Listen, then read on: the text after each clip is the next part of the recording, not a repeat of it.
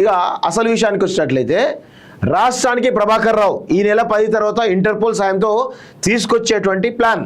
So వీళ్ళేమో ఇట్లా plan చేస్తూ ఉన్నారు, ఆయననేమో నేను రాజకీయ శరణార్థిని, నన్ను ఇక్కడే కాపాడండి అంటూ అమెరికాలో అప్లికేషన్ పెట్టుకుంటా ఉన్నాడు ప్రభాకర్ రావు. ఆయన చాలా తెలివిగా ఇప్పుడు కేటీఆర్ ఎక్కడ పోయిండండి, కేటీఆర్ ఎక్కడ పోయిండు, అసలు కేటీఆర్ ఎక్కడ పోయిండో తెలంగాణ ప్రజలకి తెలియాల్సిన అవసరం ఉంది.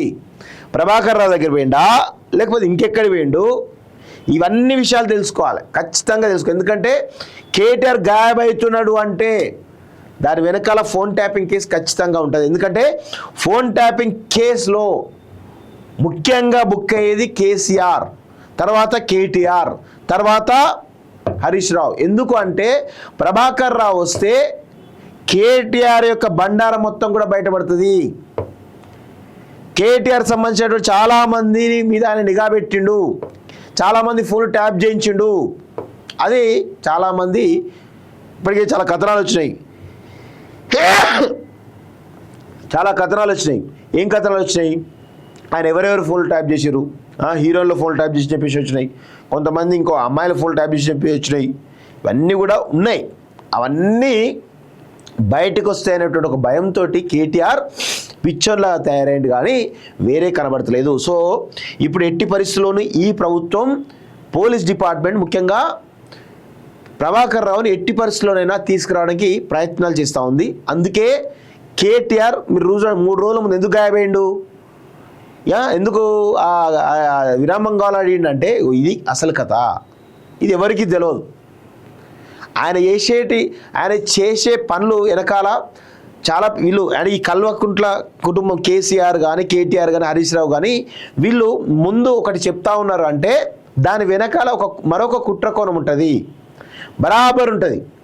ఇది 100% చెప్పాలి. ఎందుకంటే నేను వాళ్ళని ఎప్పటి నుంచో చూస్తాను, 2002 నుంచి 2003 చూస్తూనే ఉన్నాను.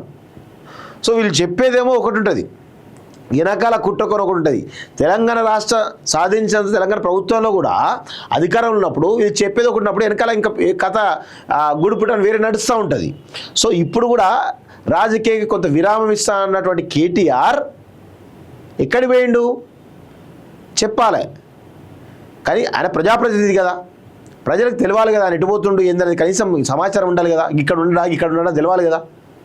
తెలియట్లేదు అంటే దానికి కారణం ఏంటి అంటే త్వరలో ప్రభాకర్ రావు ఇండియాకు రాబోతున్నాడు, ఇండియాకు తీసుకురాబోతున్నాడు. కాబట్టి దాన్ని ఎట్లా మేనేజ్ చేయాలో అర్థం కాక ఈరోజు ఏదో ప్రయత్నాలు చేసే పనిలో ఉన్నాడు. మేబీ ఢిల్లీలో ఉన్నటువంటి ఆర్ఎస్ఎస్ వాళ్ళని కానీ బీజేపీలను కలుస్తున్నాడా, లేదంటే అమెరికా పోయి ఇంకేదైనా ప్లాన్ చేస్తున్నాడా, ఇవి అసలు అనుమానాలు తప్ప వేరే ఏది లేదు. అంత ఈజీగా ఇక్కడ ఇలాంటి పరిస్థితిలో ఇక్కడ కాంగ్రెస్ పార్టీ ఏమో విజయోత్సవ 1 year సంబంధించిన ప్రజా విజయోత్సవాలు చేస్తూ ఉన్నాయి. ఇంత పెద్ద ఎత్తున జరుగుతూ ఉన్నటువంటి క్రమంలో విమర్శలు చేస్తే పరిస్థితిలో ఉంటాడనే, కానీ విమర్శలు అన్నిటిని వదిలిపెట్టి పార్టీ కార్యక్రమాలు వదిలిపెట్టి సైలెంట్గా ఎటుపోయిందంటే ఎట్లా చేస్తుంది, ఒక ప్రభాకరం కాపాడడం పోయిందా అని ఒక డౌట్ అయితే నాకు ఉన్నది.